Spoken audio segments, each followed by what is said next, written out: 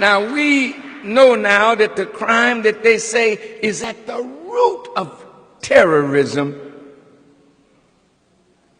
was not committed by Arabs or Muslims at all. What did you say, Farrakhan?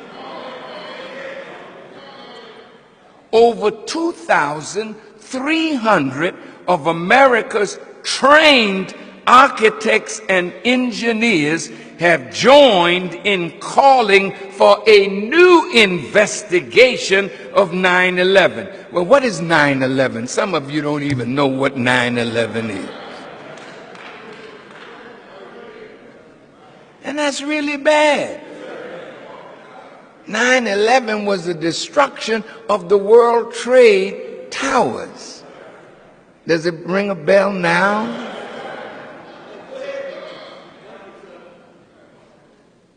They say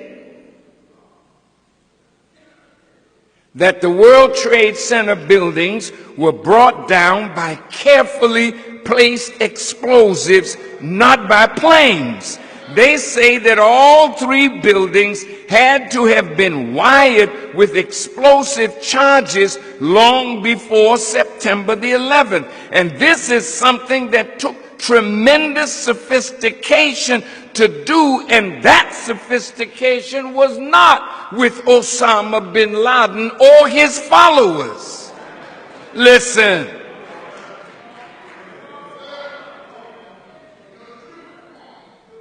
But if it was not Muslims, then who? Thanks to the exemplary work of scholars like Victor Thorne and Christopher Boland, it is now becoming apparent that there were many Israelis and Zionist Jews in key roles in the 9/11 attacks. Now look, if they can prove me wrong, like I said, I'll pay with my life. Since they want to kill me anyway, prove me wrong. We're dealing with thieves and liars and murderers. Listen to this. We know that many Israelis were arrested immediately after the attacks, but quickly released and sent to Israel. We know that the World Trade Center building was insured by its owner, Larry Silverstein, right before the attack, and in the insurance clause, there was a clause that if the building were damaged by terrorist acts, Mr. Silverstein would get paid. And guess what? Mr. Silverstein got $4.8 billion.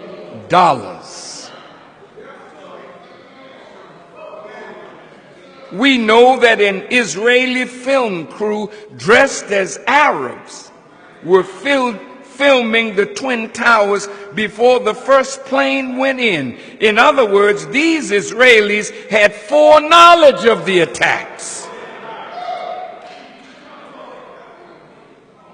Now look, you say, but planes went in to these towers. Yes, they did. But do you know what kind of technology you have to have as a pilot to fly a plane and drop down to an altitude and turn at an angle at 400 or 500 miles an hour into a building? And the fuel of an airplane is not strong enough to create enough heat to melt the steel structure of that building.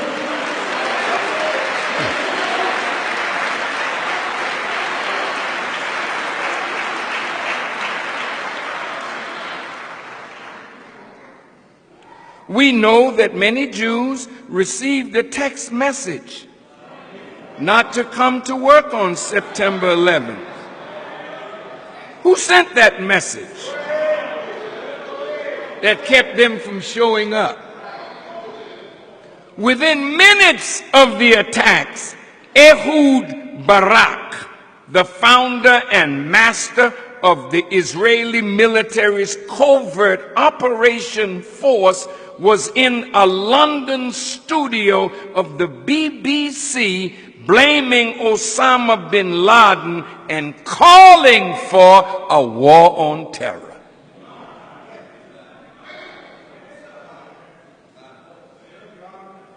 And we know that Benjamin Netanyahu told an audience in Israel, we are benefiting from one thing, and that is the attack on the Twin Towers and Pentagon and the American struggle in Iraq. He added that these catastrophes and wars would swing the American public opinion in the favor of Israel. Why won't America investigate what these scholars and scientists have uncovered about 9/11 and who was really behind it? It now appears that 9/11 was a false flag operation, which is an attack by one country but made to appear like the attack came from another in order to start a war between them. Is this what friendship is?